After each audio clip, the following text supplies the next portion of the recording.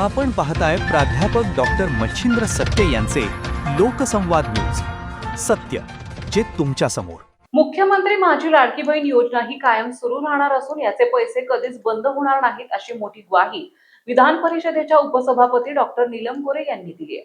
पालघरमधील जवारा येथे आयोजित एका कार्यक्रमात त्यांनी ही महत्त्वपूर्ण घोषणा केली आहे. जवारमधील मौजे रैतळे येथे आदर्श गाव संकल्प आणि प्रकल्प योजना अंतर्गत महिला बचत गटांना निधी आणि मदत साहित्य वाटप करण्यात आले.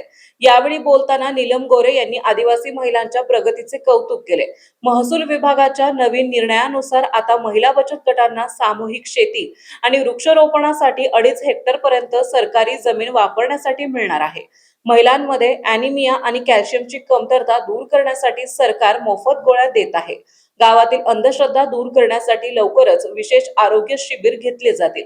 महिलांच्या सुरक्षेसाठी महिला दक्षता समिती स्थापन करण्यात आली असून यातील तक्रारीचे थेट दखल पोलीस महासंचालक घेणार आहेत. तसेच सुशिक्षित महिलांना पोलिसांसोबत समन्वय ठेवून काम करण्याची संधी मिळेल. कार्यक्रमात मान्यवरांनी सांगितले की लाडक्या बहीण योजनेचे 1500 रुपये सर्वसामान्य महिलांना मोठा हातभार लावत आहे. एसटी प्रवासातील 50% सवलत आणि वृद्धांना मोफत प्रवासामुळे कुटुंबामध्ये कौटुंबिक सलोखा वाढला आहे. डॉक्टर गोरे यांनी महिलांना दर सोमवारी शासकीय कार्यालयामध्ये लोकशाही दिनाच्या माध्यमातून आपल्या हक्काचा पाठपुरावा करण्याचे आवाहनही केले आहे.